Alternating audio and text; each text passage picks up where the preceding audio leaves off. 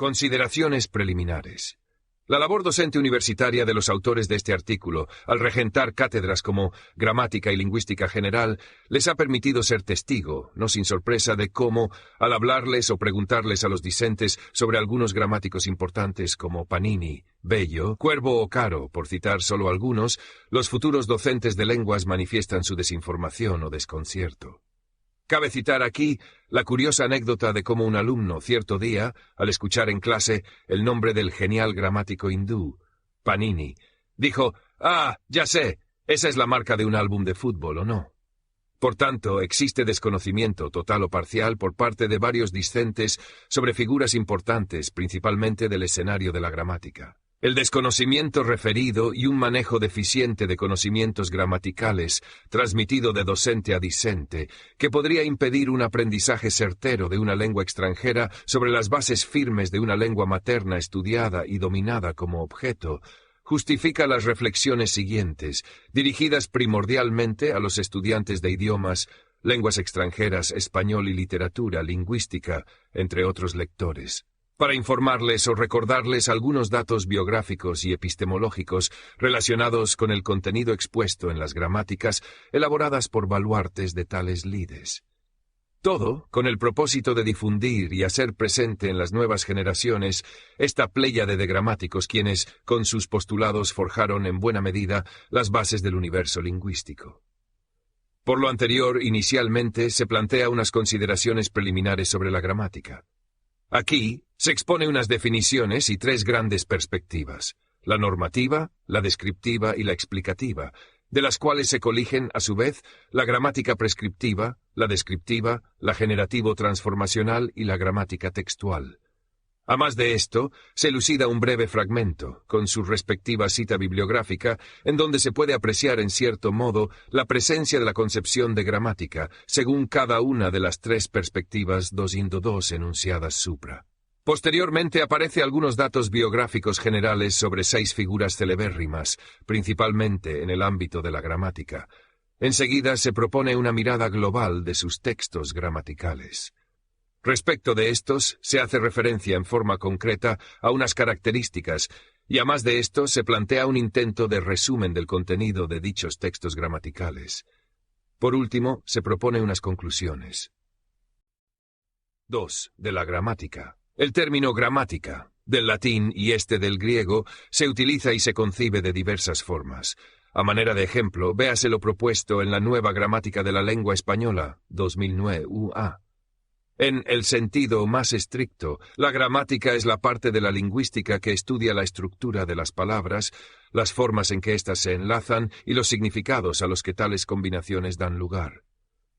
En el sentido más amplio, la gramática comprende, además de todo lo anterior, el análisis de los sonidos del habla, que corresponde a la fonética, y el de su organización lingüística, que compete a la fonología. En el primero de los 2 sentidos que se han introducido, la gramática se divide en 2 subdisciplinas. La morfología se ocupa de la estructura de las palabras, su constitución interna y sus variaciones. A la sintaxis corresponde el análisis de la forma en que se combinan y se disponen linealmente, así como el de los grupos que forman. También es objeto de la gramática el estudio de los significados de todas las expresiones complejas así constituidas. La duplicidad de sentidos respecto de en el hecho de que unas veces se usa este término para hacer referencia a todas las disciplinas mencionadas, mientras que en otras ocasiones este término designa el conjunto formado por la morfología y la sintaxis. Desde la historia de la lingüística, la gramática se aborda desde diversas perspectivas. Una de estas es la denominada tradicional.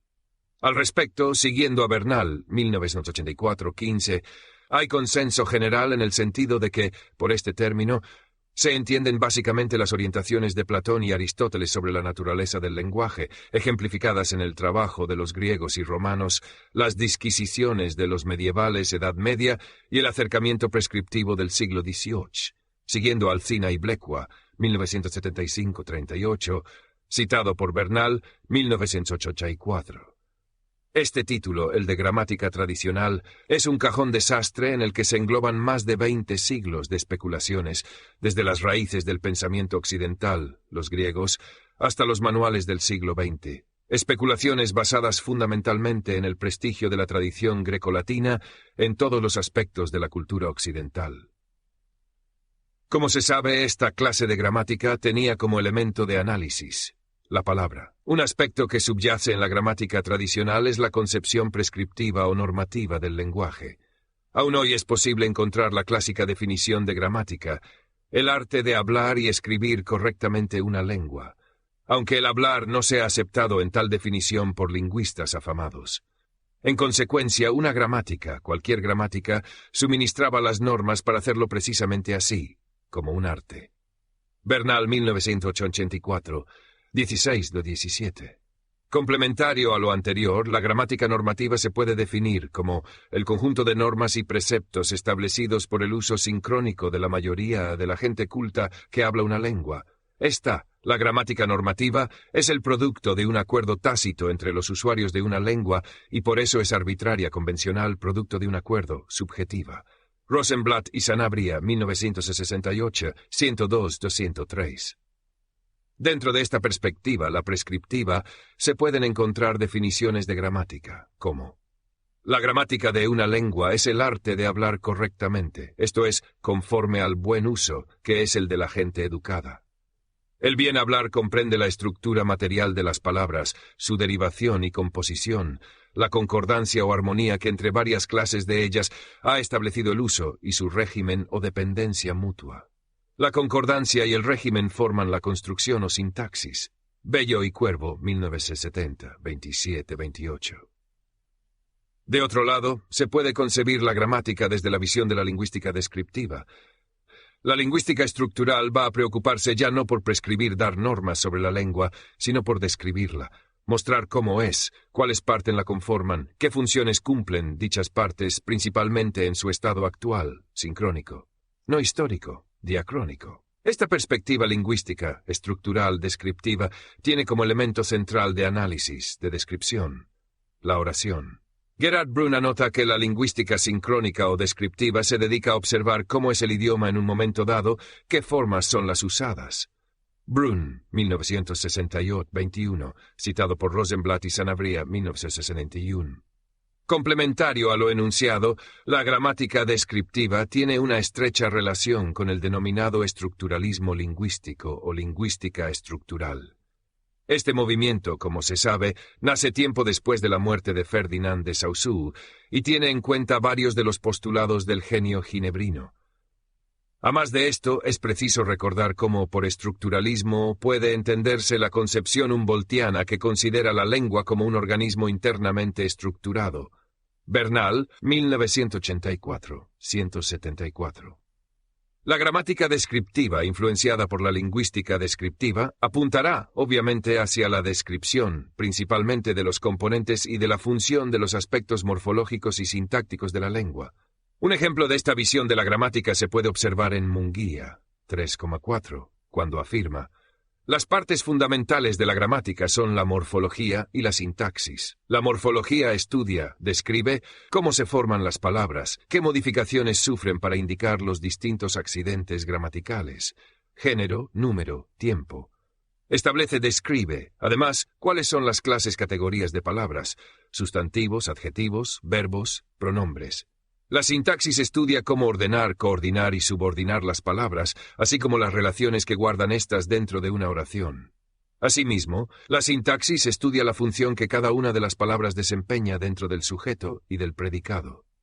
Complementario a esto, en la nueva gramática de la lengua española, 2009, 1.2, 1.2c, se afirma: se llama gramática descriptiva la que presenta las propiedades de las unidades gramaticales en cada uno de los niveles mencionados: fonética y fonología, morfología, sintaxis. Dentro de esta misma visión descriptiva se puede situar la información planteada por Secco, 1998-30. Podemos perfeccionar nuestra propia habla si nos remontamos sobre ella reflexionando sobre cómo está organizada y cómo funciona. Esta reflexión se llama gramática. La gramática no enseña a hablar.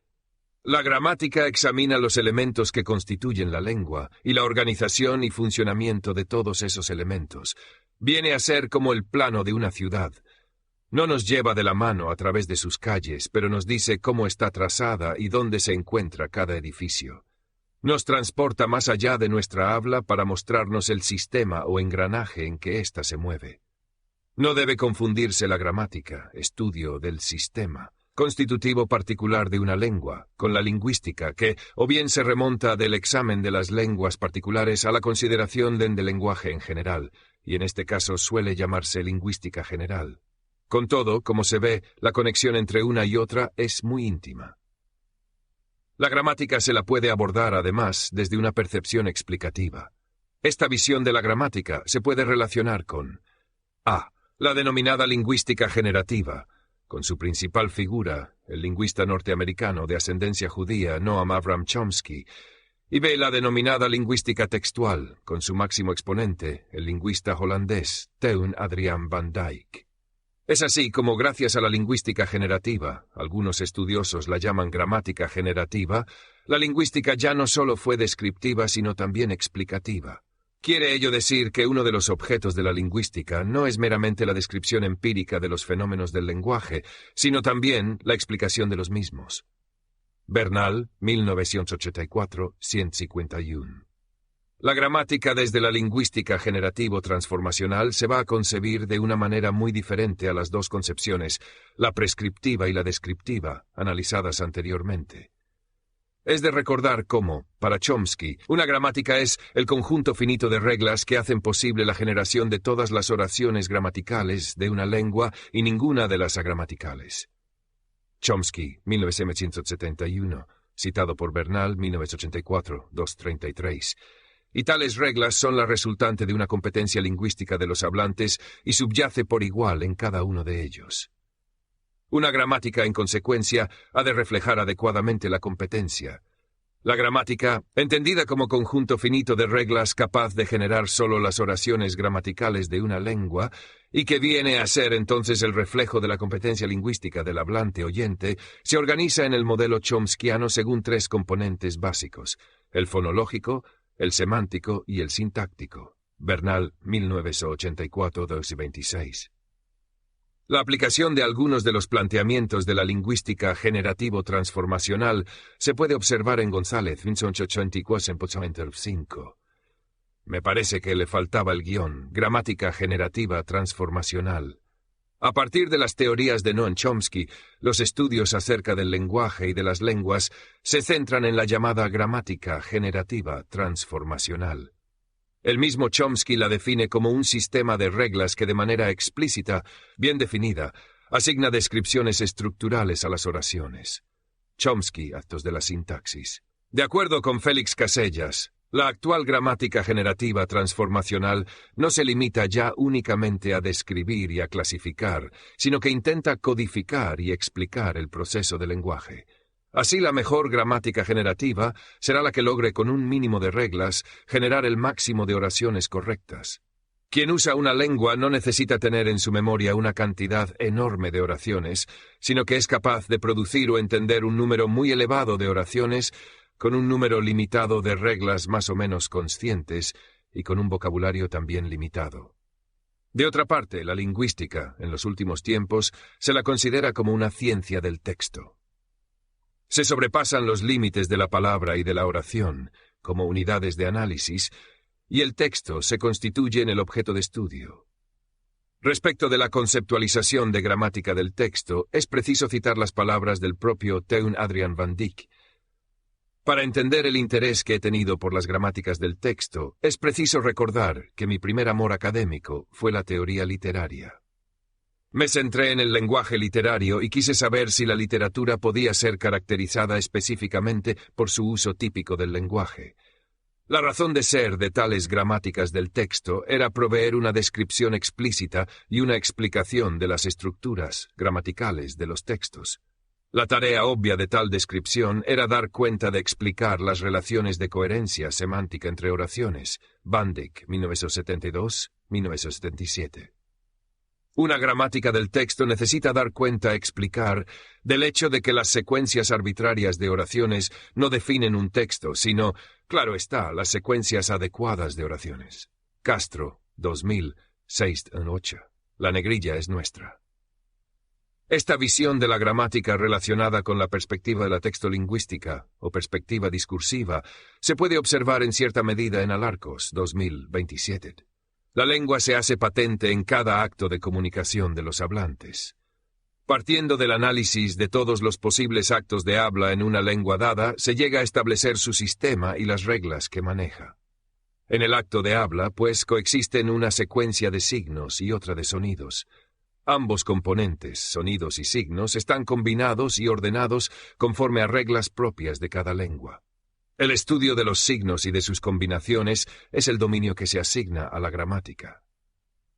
Finalmente, dentro de este mismo enfoque, es de anotar que, de acuerdo con la nueva gramática de la lengua española, 2009, 1.2 GRE, las gramáticas del texto del discurso se centran en el estudio de las relaciones interoracionales, en especial de las que garantizan la coherencia y la cohesión de los mensajes y de sus segmentos constitutivos, así como las inferencias a las que dan lugar en función de las piezas léxicas y las estructuras sintácticas que se elijan. 2.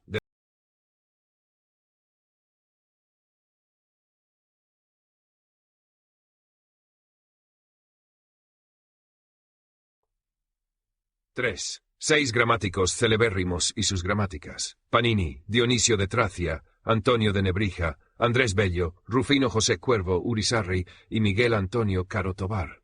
La gramática de Panini es una obra considerada como la primera gramática del sánscrito, lengua sagrada de los brahmanes, la Tecne Grammaticae, arte gramatical. Del gramático griego Dionisio de Tracia se constituye en la primera gramática de la lengua del pueblo heleno. La gramática de Antonio Martínez de Cala y Jaraba, más conocido como Antonio de Nebrija, es la primera gramática de la lengua de Miguel de Cervantes Saavedra.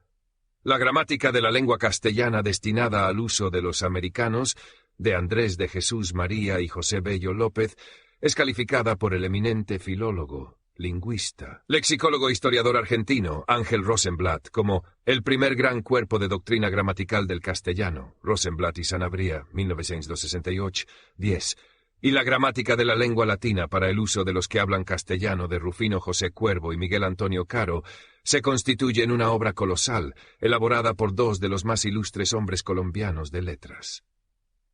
3.1 Panini, siglos ago, gramático hindú.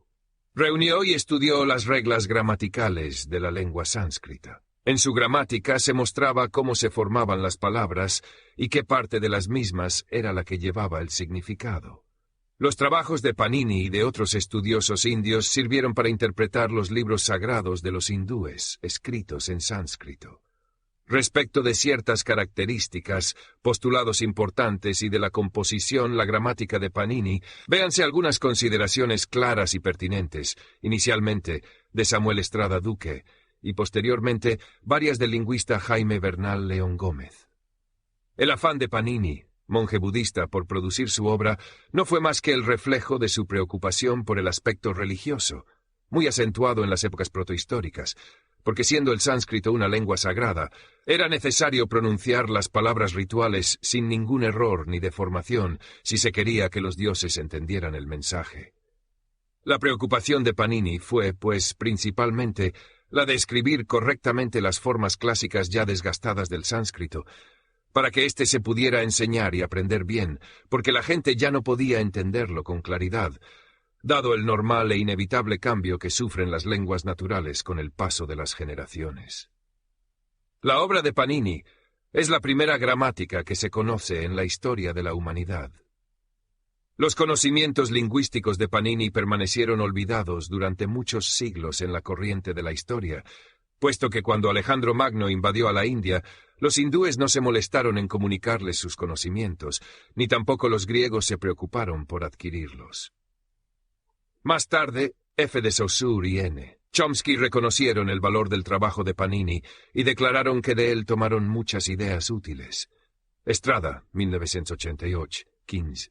La gramática de Panini, sobra decirlo, es una gramática del sánscrito que consta de 8 hasta capítulos, adhyaya, por lo que se le conoce también con el nombre de Astadhyayi. Toda ella se desarrolla en 4000 reglas llamadas colección de pequeños aforismos. Tienen las reglas la particularidad de que están ordenadas cíclicamente, de tal suerte, por ejemplo, que cualquiera de ellas se basa en la inmediatamente anterior y es soporte, además, para la siguiente. Las reglas están antecedidas por un catálogo de sonidos del sánscrito y dividido en 14 grupos. Junto al corpus de reglas y como elementos auxiliares se encuentran 2 catálogos, uno de raíces y otro de bases nominales. Hay un afán del lingüista hindú por la morfología de la lengua sánscrita. Las bases nominales y verbales, las raíces y los afijos, y la manera como estos se introducen por medio de reglas, son aspectos que competen a esa rama de la lingüística. Previamente a ese trabajo morfológico, Panini ha establecido ya todo el inventario fonológico de la lengua, dado que la ordenada sucesión de fonemas, de acuerdo con las reglas que las determinan en los patrones sonoros, constituyen los morfemas. El aspecto semántico es para el gramático hindú de vital importancia. La sintaxis, por otra parte, no adquiere todavía mucha importancia. Su estudio, el sintáctico, es muy incipiente. Los conocedores de la gramática de Panini han señalado en más de una ocasión, por ejemplo, que el estudio de la oración desde una perspectiva sintáctica no se advierte en la obra. A este respecto debe tenerse que el olvido o el desdén por dicha disciplina es una característica general que subyace en la concepción de la gramática tradicional. La mayor parte de las gramáticas, hasta bien entrado el siglo XX, centran su atención en los aspectos fonológicos y morfológicos de las lenguas y poco o nada en los sintácticos.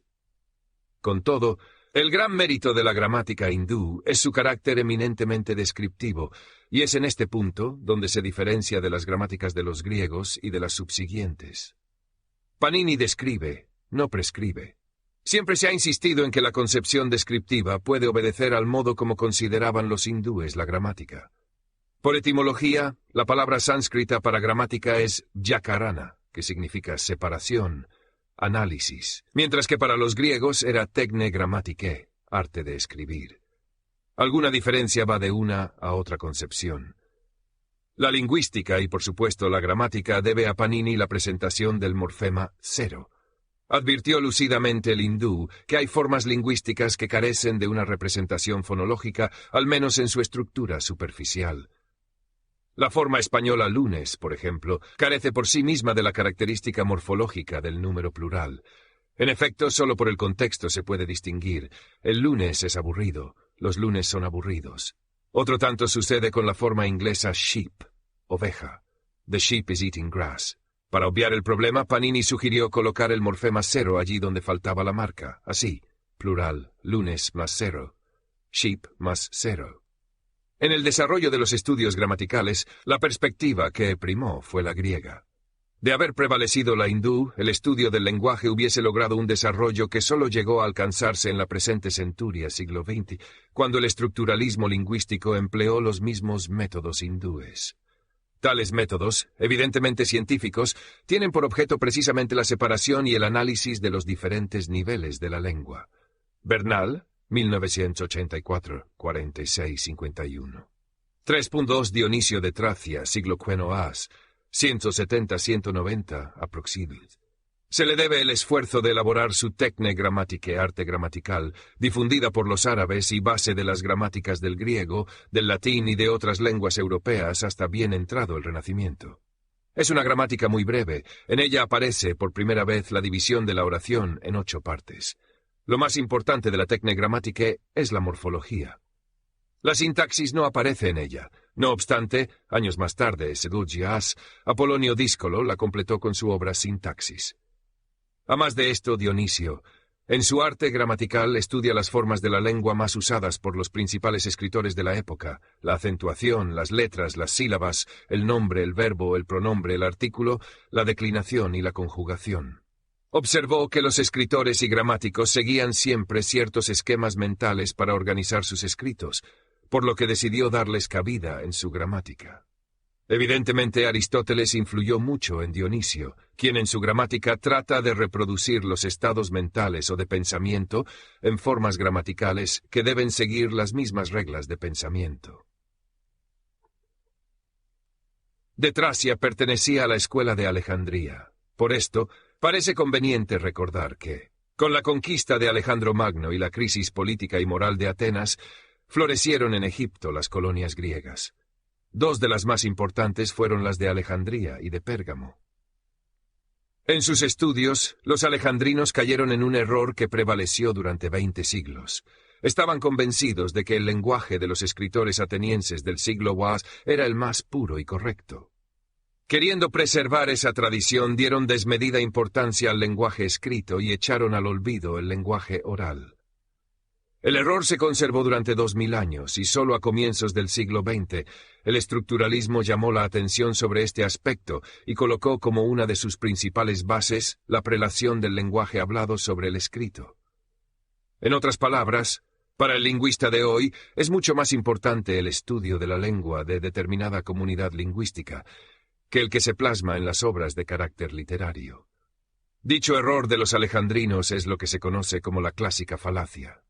De la escuela de Alejandría surgieron dos de las obras más importantes de la humanidad, como fueron los Elementos de Euclides y la Gramática de Dionisio de Tracia. La Gramática, escrita y publicada en el año 100 a.C., en griego Techne Grammaticae, latín Ars Grammatica, es la culminación del desarrollo de los estudios gramaticales de Grecia, Bernal, 1984, 38-40. Respecto de la gramática de Tracia, es interesante observar la forma como este autor concibió la gramática en general. Gramática es el conocimiento técnico de la lengua empleado generalmente por poetas y escritores. Tiene 6 partes. 1. Pronunciación correcta. 2. Explicación de las principales figuras poéticas. 3. Preservación y explicación de glosas y ejemplos mitológicos. 4. El descubrimiento de etimologías. 5. El descubrimiento de analogías. Y 6. Una consideración crítica de las composiciones de los poetas, que es la parte más noble de esta ciencia. Bernal, 1984. Complementario a lo anterior, es pertinente comentar que la concepción de la Techne Grammaticae es marcadamente normativa y basada desde luego en la lógica aristotélica. La gramática se constituyó en el modelo alrededor del cual giraron todas las demás gramáticas griegas y latinas, y por consiguiente otras de algunas lenguas indoeuropeas. La gramática de Dionisio de Tracia, de la cual hay una edición en latín que data de 1884, es importante no debido a su extensión, escasas 15 páginas con 25 párrafos no muy largos, sino por constituir el primer cuerpo de doctrina gramatical que se conoce. Fundamentalmente, la obra tiene una primera parte introductoria donde se describen las letras y la sílaba para seguir inmediatamente con el estudio de las partes de la oración, que son las siguientes: nombre, sustantivo y adjetivo, verbo, participio, artículo, pronombre, preposición, adverbio y conjunción. Bernal, 1984-40. Finalmente, la gramática de Dionisio de Tracia pone todo el énfasis en lo que hoy se llamarían los niveles fonológicos y morfológicos de la lengua griega. Muy poco, casi nada, sobre la sintaxis, es decir, sobre la manera como los diferentes morfemas se ordenan en las oraciones y el estudio de éstas. De todas maneras, y es muy fácil comprobarlo, las gramáticas surgidas con posterioridad a Dionisio de Tracia se diseñaron a imagen y semejanza de aquella. Bernal, 1984.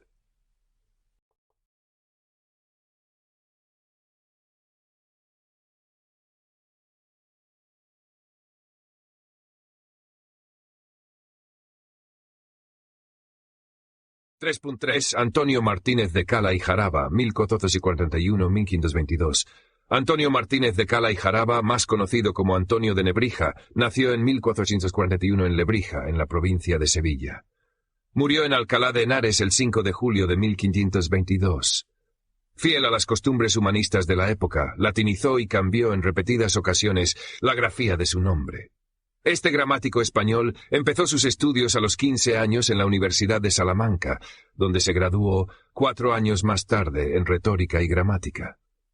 De todas sus obras, ninguna tuvo el peso y la importancia histórica de su gramática, que se adelantó a todos los estudios realizados en todas las lenguas romances sobre esta materia.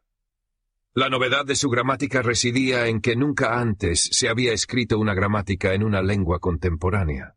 En esas épocas, solo la lengua latina y la griega se consideraban dotadas de una grandeza que las hacía merecedoras de estudio y análisis, mientras que las lenguas vulgares se regían apenas por el gusto de los hablantes. Generalmente no se creía importante estudiar estas lenguas. Nebrija consideraba que la gramática era la base de toda ciencia. La dividió en ortografía, prosodia, etimología y sintaxis, división que no se ha desechado en la Edad Moderna. Consideró 8 partes de la oración: nombre, pronombre, verbo, participio, preposición, adverbio, interjección y conjunción, y en sus notas añadió gerundio y supino, forma verbal. Rosenblatt y Sanabria, 1961, afirma: ha sido cronológicamente el autor de la primera gramática española, la que analizada no es sino una gramática latina con el título de castellana. Esto no quiere decir que desconozcamos su valor y resonancia desde otros puntos de vista. Finalmente, Peñalver Castillo, 1922-224, presenta consideraciones de interés en relación con la obra en consideración. Pero Nebrija no se desanima y pretende conseguir con su obra gramatical 3 fines específicos. A. Fijar en lo posible la lengua castellana para lograr, con ello, supervivencia. B. Facilitar el acceso a la lengua latina. C. Enseñar el castellano a quienes lo desconocen por no ser su lengua propia. El camino emprendido por el ilustre sevillano fue, por tanto, un camino de esperanza y de confianza en las posibilidades de nuestra lengua. Pero las dificultades estaban presentes y también los problemas metodológicos. Pero por encima de ciertos problemas metodológicos, Nebrija alumbra el nacimiento de la lingüística española con una visión clara de las grandes posibilidades de nuestra lengua y con una gran confianza en su futuro. Nebrija parece adelantarse a hombres que, siglos más tarde, como es el caso de Dr. Ramón Menéndez Pidal y de Mio Álvar y G. Salvador en nuestros días, confían plenamente en la fortaleza de nuestro idioma. La inteligencia y la precocidad del maestro Antonio de Nebrija perfilan y enriquecen unos objetivos claramente identificados con el porvenir de la lengua española. Nebrija ve en el español una lengua totalmente independiente de la latina y de la misma categoría. Si sus detractores le achacaron en los años posteriores que estaba demasiado apegado a la tradición latina, ello puede justificarse del siguiente modo. En primer lugar, es la primera gramática que se escribe de una lengua vulgar, y la escribe precisamente un gran latinista, autor de otra gran gramática latina. De este modo es muy difícil despegarse de los moldes de la latina para escribir la española.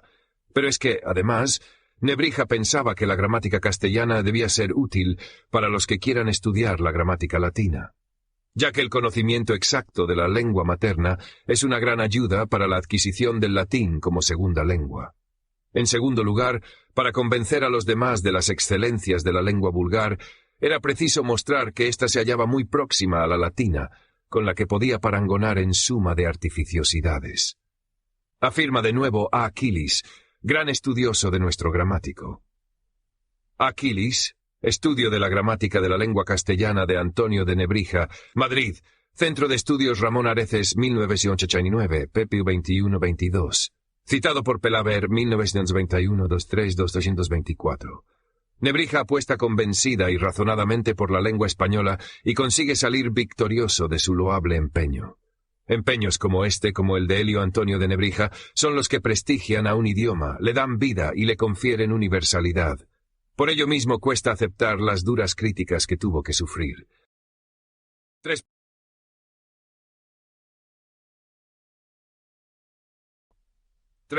Andrés Bello, 1781-1865. Andrés Bello fue uno de los humanistas más importantes que produjo Sudamérica a lo largo del siglo XIX.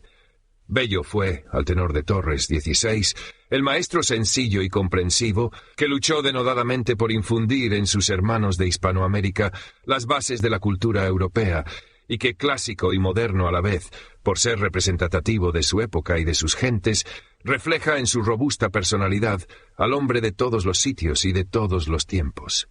De profunda educación, Bello se dedicó, durante algún tiempo, a la educación privada de la élite de la sociedad caraqueña, destacándose entre sus alumnos Simón Bolívar. La gramática de Andrés Bello se publicó en 1847. Esta obra, en lo sustancial, sigue teniendo actualidad y vigencia. Si ella fuera solo un repertorio de modos correctos de hablar castellano, estaría irremediablemente envejecida. Rosenblatt y Sanabria, 1968, 9-10.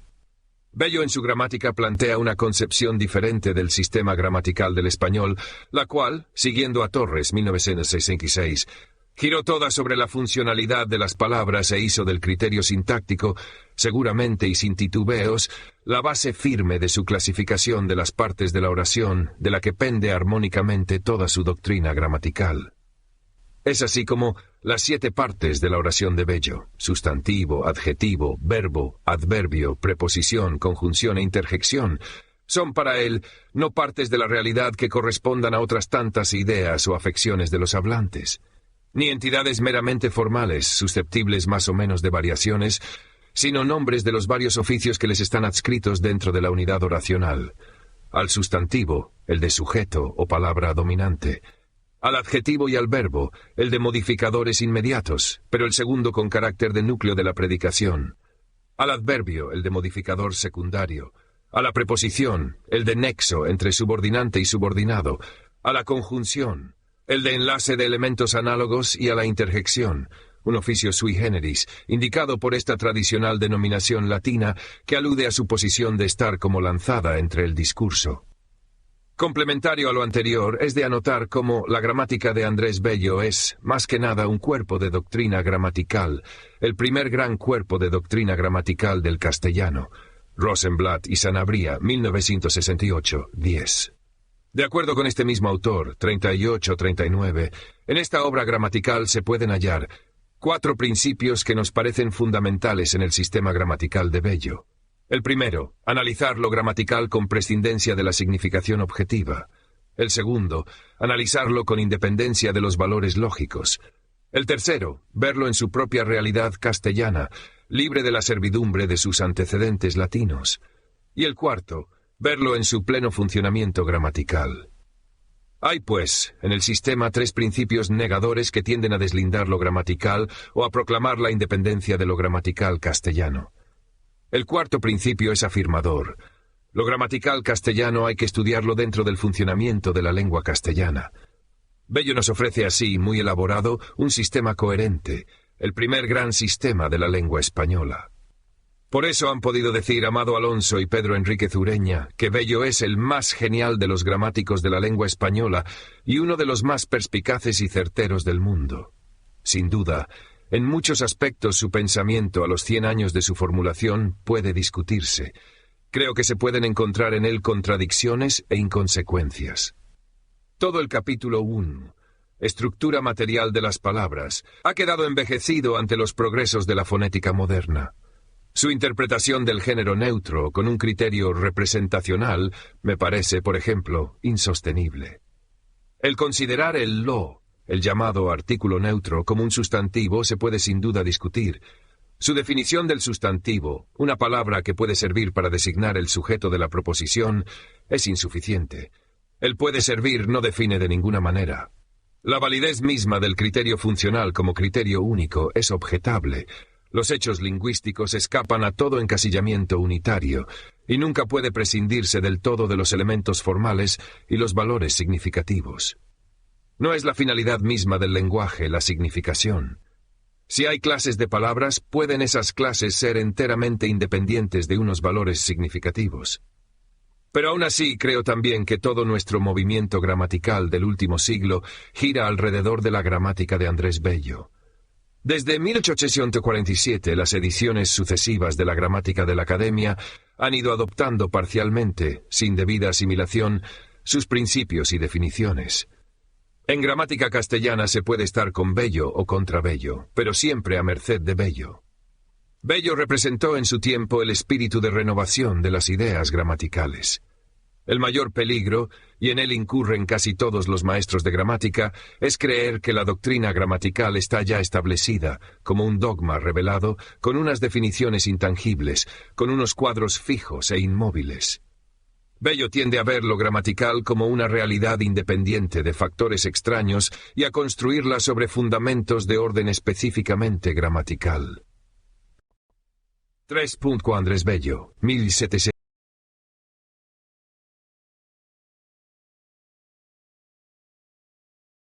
3.5 José Cuervo Urizarri, 1800.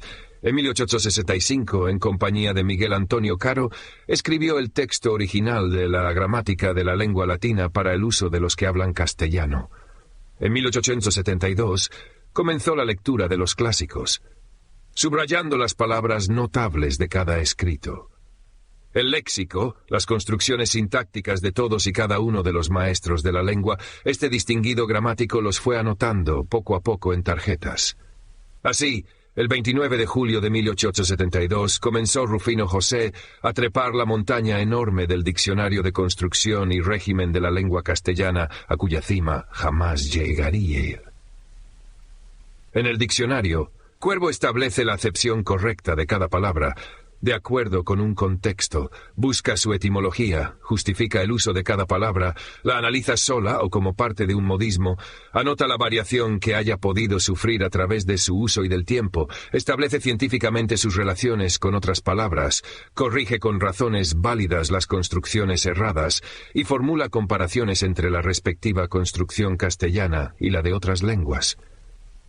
Cita anterior. De acuerdo con el contexto vital de Cuervo, la lingüística experimentaba disquisiciones propias del siglo XIX. Así, según Del Pino, CF 134, 136, 137, en las modernas orientaciones de la lingüística puede considerarse a Cuervo como maestro indiscutible. Su obra se caracteriza por haber utilizado consciente y sabiamente los métodos científicos imperantes, haber obtenido con ellos un enfoque de análisis y de enjuiciamiento de la lengua española diferente del tradicional, elevándola a la altura de otras lenguas científicamente estudiadas por este tratamiento metodológico. Haber impuesto una visión amplia de sentido historicista en la consideración del castellano.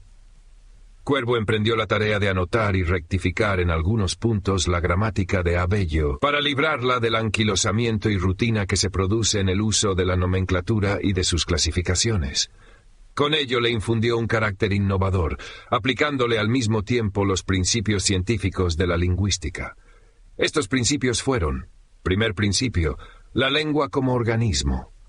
La lengua concebida como organismo natural es una concepción que Cuervo introduce en la gramática de Bello, convencido de que el progreso científico ha llegado a este resultado. Segundo principio, negar la fundamentación psicológica de las categorías gramaticales. Cuervo advierte que las categorías gramaticales no siempre se corresponden con las categorías psicológicas, luego son categorías autónomas. Tercer principio, la analogía. Cuervo reconoce que el principio de analogía es elemento de orden y contribuye a eliminar irregularidades, aunque pueda también aumentarlas si se toma como tipo una irregularidad o un grupo de irregularidades. Cuarto principio, la contaminación. Cuervo ve en este principio el origen de la mayor parte de las construcciones o locuciones irregulares o idiomáticas. De la aplicación de tales principios resulta una imagen más real de la lengua que la que pueden suministrar los puros hechos externos. Y operando con ellos, es como Cuervo presenta la idea de la lengua como organismo vivo. También de estos principios deduce Cuervo la validez del método histórico, que contrapone al método dogmático. Mediante el método histórico se ven muy claras las fórmulas primordiales en que se conforman la lengua pensada y la lengua hablada, las causas que producen las irregularidades idiomáticas.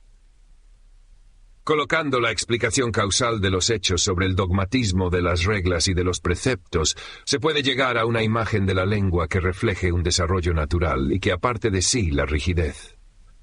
En estas notas, reconoce Cuervo que A. Bello procede conforme al estado actual de la filología, al emancipar la gramática de la gramática tradicional. Es verdad que en A. Bello no se aprecia lo que para Rojo Cuervo es postulado indispensable, la paulatina e inconsciente transformación del lenguaje, que es donde actúan los principios antes enunciados. 3.6 Miguel Antonio José Zoilo Cayetano Andrés Avelino de las Mercedes Caro Tobar, 1803-1909. A don Miguel Antonio Caro le dieron fama de gramático y de filólogo las varias obras que desde muy joven produjo y publicó, ya en los periódicos de la época, ya como libros independientes. Instituto Caro y Cuervo, 1980. En 1865, este filólogo, en colaboración con don Rufino José Cuervo, empieza la gramática de la lengua latina para el uso de los que hablan castellano, publicada por primera vez en 1867. Caro se interesó en gran medida por la educación y por la actividad pedagógica. Es interesante al respecto su concepción de la educación como palabra sagrada, cuestión trascendental. Todo lo comprende la educación. La educación forma la juventud y decide el porvenir. La educación desenvuelve la misión encargada a particulares y a gobiernos, en cuya análisis se ocupan las ciencias morales y políticas, y cuya explicación nos da con admirable sencillez el catecismo de la doctrina cristiana. La educación es el molde en que se basan las generaciones que al mundo van llegando. La gramática de Caro y Cuervo, como afirma Briceño, 1973, es una obra juvenil, por los bríos y por la edad. Caro tiene 24 años, Cuervo 23. Pero esto no debe anticipar un juicio desfavorable, porque componer a su edad obra tan singular de la categoría científica que significa el esfuerzo comparativo de dos lenguas, tal es su propósito, supone un dominio no común de ellas, y talento, experiencia pedagógica, conocimientos lingüísticos profundos y también de autores de obras semejantes en otros idiomas. En esta obra está presente otra loable intención, despertar la afición por el estudio de la lengua latina y hacerlo fácil y ameno. Hernández, 1963. En este texto, además, abundan citas, ejemplos de latinidad clásica, notas, comentarios que suponen gran acopio de libros leídos en ediciones selectas y que ostentan la ventaja de los métodos modernos.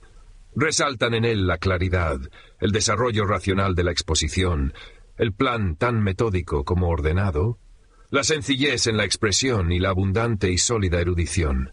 73-74. De acuerdo con la edición de agosto de 1972, presentada por el Instituto Caro y Cuervo, en esta gramática se da a conocer dos grandes partes. La primera, analogía, que contiene unas nociones preliminares, con aspectos como alfabeto y pronunciación, vocales y diptongos, consonantes y acento. Posteriormente se presentan 7 capítulos cuyos temas, entre otros, son el nombre y su tipología, el sustantivo, el adjetivo, los pronombres personales, el adjetivo posesivo, el verbo, la preposición, el adverbio y la conjunción. La segunda parte del texto se basa en la sintaxis, con nociones como la de la proposición, la de predicado, la de concordancia, la de proposiciones generales, la de unión de las proposiciones y sus tipos. Termina con un capítulo final acerca de la sintaxis general. Los dos últimos jóvenes gramáticos citados aquí, recuérdese que Caro y Cuervo contaban con escasos 23 y 24 años de edad, redactan un documento de enorme trascendencia y mérito, no solo en su tiempo, sino actualmente. Documento cuyas aportaciones sintácticas son importantes tanto en el dominio de la lengua materna como en el de por lo menos una extranjera. La gramática de la lengua latina para el uso de los que hablan castellano, y singularmente la parte sintáctica, que es la más original, constituye la aportación de Caro al estudio de la estructura gramatical de la lengua madre. Rivas, 1947, 123. Con ella quiso prestar un servicio a la enseñanza, al propio tiempo que trataba él mismo de organizar sus conocimientos y de adquirir pleno dominio del instrumento lingüístico con que habría de trabajar tanto, ora para penetrar el sentido de las obras literarias, ora para expresar sus propias ideas y sentimientos. Rivas, 1947.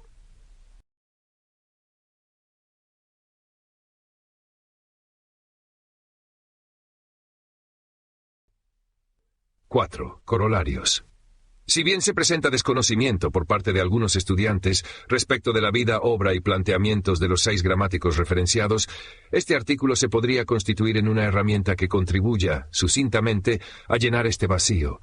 De esta manera, varios fragmentos del mismo insisten en la necesidad de un dominio sólido de la lengua materna, como objeto, si bien se quiere interiorizar una lengua extranjera, o, aún más, la propia materna como dimensión humana por enseñar o por consolidar. Es importante recordar o repasar o conocer y tener una idea lo más clara posible de estos, entre muchos otros, claro está, gramáticos, al igual que de sus importantes obras. Esta información, además de enriquecer el acervo cultural y, obviamente, gramatical, permite dar una visión retrospectiva y prospectiva para encontrar, por ejemplo, puntos de contacto, relaciones o articulaciones entre los postulados de las gramáticas expuestas en el presente artículo y corrientes o visiones de la lengua, de su enseñanza o de otros campos de estudio del lenguaje actuales. Los 6 gramáticos elucidados aportaron su bagaje al estudio gramatical de las lenguas e incentivaron, bajo el aforismo de que la lengua es depositaria de la cultura de un país o región, la conservación y propalación de costumbres, así como el nacimiento de ideologías político-sociales y posibles transformaciones culturales. Se trata de aspectos vitales, como la propia gramática, ya sea para un país en particular o para la humanidad en general, así. Los trabajos de Panini sirvieron para interpretar los libros sagrados de los hindúes, escritos en sánscrito. La gramática de Dionisio de Tracia fue catalogada como una de las obras más importantes de la humanidad. Antonio de Nebrija fue uno de los grandes humanistas del Renacimiento y, para muchos, el más grande de España, autor de la primera gramática española. Andrés Bello, uno de los humanistas más importantes que produjo Sudamérica a lo largo del siglo XIX, un excelente estudioso de la gramática, maestro de Simón Bolívar, fue uno de los impulsores del proceso de independencia de la nación venezolana. Rufino José Cuervo Urizarri, en compañía de Miguel Antonio Caro, escribió, entre muchas otras, la obra Gramática de la lengua latina para el uso de los que hablan castellano. Concibió y elaboró los 2 primeros tomos del monumental Diccionario de Construcción y Régimen de la Lengua Castellana. Además, fue uno de los pioneros de la creación de una de las fábricas cerveceras en el país. Y Miguel Antonio Caro, a más de ser un gramático sin par, el primer latinista de América del siglo XIX, fue el redactor de la Constitución de 1886, electo vicepresidente de Colombia en 1892 y presidente de nuestro país de 1894 a 1898. A más de lo anterior, es pertinente insistir en la necesaria diferenciación de 2 actitudes frente al estudio del lenguaje: la gramatical, o prescriptiva, y la lingüística, o descriptivo-explicativo textual. No obstante, también cabe recordar, como lo muestran varias de las citas bibliográficas del opúsculo, que la gramática es indiscutible antecesora de la lingüística, y que ya desde antes de Cristo ayudó en la construcción de una ciencia autónoma del lenguaje, con consideraciones enmarcadas en la oración, sin perder de vista el hecho de que la comunicación está por encima de la prescripción, de las palabras y de los objetos de estudio artificiales colegidos de la lengua oral o de la escrita. Cabe recomendar a los profesores de lenguas la necesidad de emplear escritos como este u otros del mismo corte para introducir al estudiante en el proceso de dominio de una lengua distinta a la materna, provenga o no de un tronco lingüístico análogo. Los autores del artículo, con la afortunada experiencia en la enseñanza de la lengua materna y de una extranjera, han comprobado cómo los estudiantes de primer semestre, especialmente, difícilmente dominan nociones como las de categorías gramaticales, funciones, modos, conceptos lingüísticos, actitud gramatical, actitud lingüística, entre varias necesarias para entender la lengua extranjera como objeto de estudio, una de las etapas para dominarla. ¿Cuán difícil es para un estudiante neófito comprender a un profesor de inglés, de francés o de alemán cuando le expone conceptos como lengua gala, lengua romance, lengua declinable, lengua aglutinante, infinitivo, gerundio, participio, verbo auxiliar, verbo cópula? Eso sí, habrá que preguntarse hasta dónde el profesor de inglés, francés, alemán, entre otras lenguas extranjeras, tiene un dominio explícito de tales conceptos y la conciencia de la sustancialidad de los mismos, como motor para enseñar cualquier idioma. Este somero pero juicioso artículo pretende dejar en los estudiantes un testimonio de la vida de disciplina, entrega, dedicación y arduo esfuerzo de los consumados intelectuales y agudos pensadores expuestos en la lucha por lograr sus ideales, para que esto sea un ejemplo y causa de análisis y, por qué no, un incentivo para motivar a los usuarios y estudiosos del lenguaje a dedicarse con entrega y pasión por la consecución de sus nobles ideales, para que así contribuyan concretamente con el mejoramiento de la vida de sus futuros discentes, en pro del logro de un mundo mejor.